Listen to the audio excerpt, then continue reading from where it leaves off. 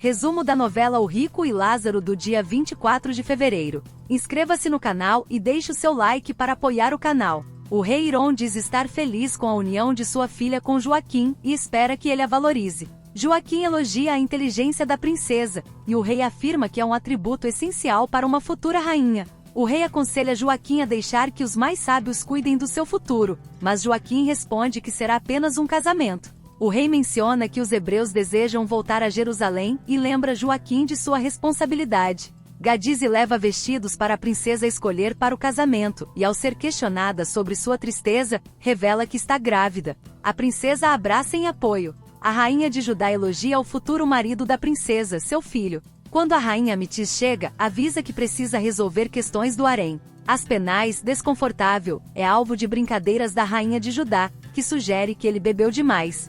Nitocris e Shamiran se juntam a elas. Yasha comenta que prefere ter um defeito aparente a ser dissimulada, o que a rainha de Judá interpreta como um sinal de personalidade forte, provocando Nitocris, que rebate a observação.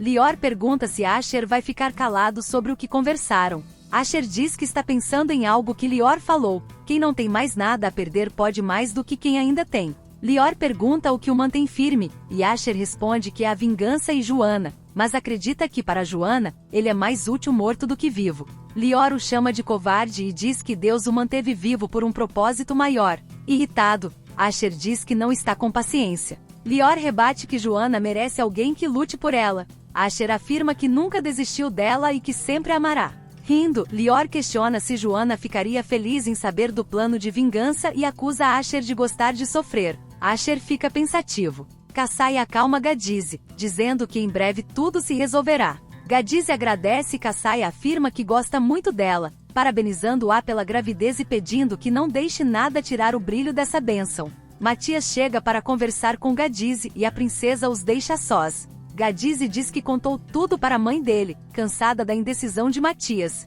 Ele aceita a situação, mas pede que ela não mencione mais Ebed. Em seguida, avisa que conversou com sua família e que eles esperam Gadize para um jantar de noivado naquela noite. Ele se despede com um beijo, deixando Gadize feliz. Enquanto isso, Sadraque, Mesaque e Abednego comentam como foi bom ver Daniel despertar de seu sono profundo. Matias chega e anuncia que irá se casar com Gadize, deixando os três animados. Sadraque pergunta quando será o casamento, e Matias responde que o mais breve possível. Logo depois, Aspenais aparece para levá-los diante do rei. Lia diz a Daniel que ele é uma pessoa especial, até o rei o trata com amizade e respeito. Daniel responde que especial é ela e agradece por estar ali cuidando dele. Lia diz que não precisa de agradecimento e que entende que ele se afastou para protegê-la. Daniel afirma que não quer que ela volte para a obra. Lia garante que não voltará até ele se recuperar. Ele, então, pede que ela nunca mais volte. Surpresa, Lia questiona: nunca mais?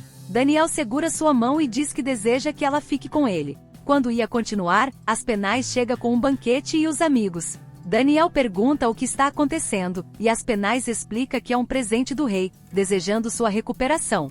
Sadraque brinca, dizendo que será preciso chamar mais gente, e Abednego comenta se ele esqueceu o apetite de Mesaque. Enquanto isso, Daniel e Lia trocam olhares, ambos sem graça. Enquanto isso, Ivo pergunta se Joaquim vai ficar escondido o dia todo. Joaquim responde que essa é a ideia e comenta que seu futuro sogro teve uma conversa estranha com ele. Yasha chega e diz que precisa conversar. Ela fala que teve um encontro com Edissa e explica que, apesar de ter sofrido no passado, isso a tornou mais compreensiva.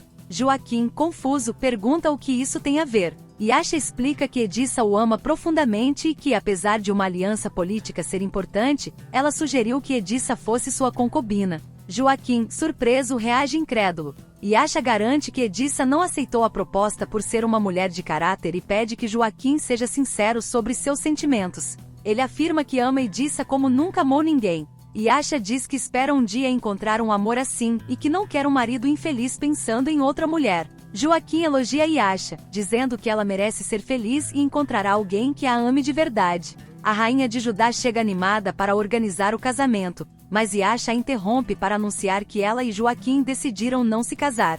Zaque chega com presentes para a mãe e Zelfa. Elga fica feliz com o colar de safira, e Zaque diz que comprou um igual para Joanna. Ele pergunta se ela gostou. Zelfa diz que sim, mas que não era necessário tanto.